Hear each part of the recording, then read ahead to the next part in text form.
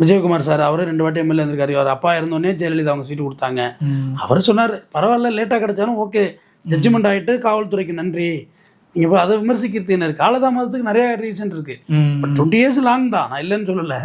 ஆனால் அவங்களுக்கு வடநாட்டுக்காரனுங்க அவங்களுக்கு இப்போ விடிய காலத்தில் இருந்தது பெரிய லெவலில் ஐ விட்னஸ் கொண்டு வர முடியல, பெரிய லெவலில் ஃபுட்டேஜ் எல்லாம் ஒன்றுமே இல்லை அன்றைக்கி காலகட்டத்தில்.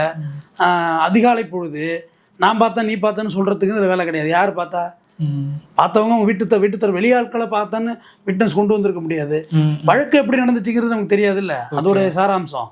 அதனால லேட்டுங்கிறது தப்பு தான். நான் அது வருத்தப்படுறேன். இன்னும் கொஞ்சம் சீக்கிரம் கொடுத்துருந்தா இவனுங்க இங்கே உள்ள நுழையிறதுக்கு பயப்படுவானுங்க. இதில் ரெண்டு பேரை என்கவுண்டர் பண்ணாங்க. ஆமாம், அங்கேயே அட்டி சட்டு 2 கன்னு புல்லட்டு பாஞ்சுது. ஆமாம், ஜாங்கிட்டு தலைமையில் ஜெயலலிதா சொல்லி போட எல்லாரும். ஆக்சுவலாக இன்ஃபேக்ட் இன்னும் சொல்ல போனாக்கா நீங்கள் சொல்கிறது மாதிரி பார்த்தாக்கா இவ்வளோ நாளுக்கு வேலையே இல்லை. 2 புல்லட்டை 10 புல்லட்டாக இறக்கிருக்கலாம் அன்னைக்கு சட்டுன்னு அதுக்கு வராமல் எடுத்துட்டு போகணும்ல. என்ன சார் வழக்கறிஞரா நீங்கள் இப்படி பேசுகிறீங்க? கொலையை ஆதரிக்கிற மாதிரி அது ஒரு இது தானே. நம்ம உயிரை எடுக்கிறதுக்கு நம்ம எதுவும் இல்லை. ஆனால் திருவள்ளுவர் சொல்லியிருக்காரு, வழக்கறிஞரால நான் வள்ளுவ அடிமைனா திருவள்ளுவர் சொல்லியிருக்காரு, கொலையில் குடியாரை வேந்தொருத்தல் பைங்கூழ் களை கட்டதுக்கு நேர்னு சொல்லியிருக்காரு.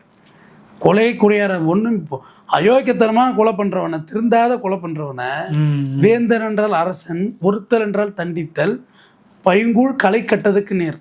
எப்படி பயிர்களை காப்பாற்றுவதற்கு களை எடுத்தாகணுமோ, களையும் உயிர் தான்.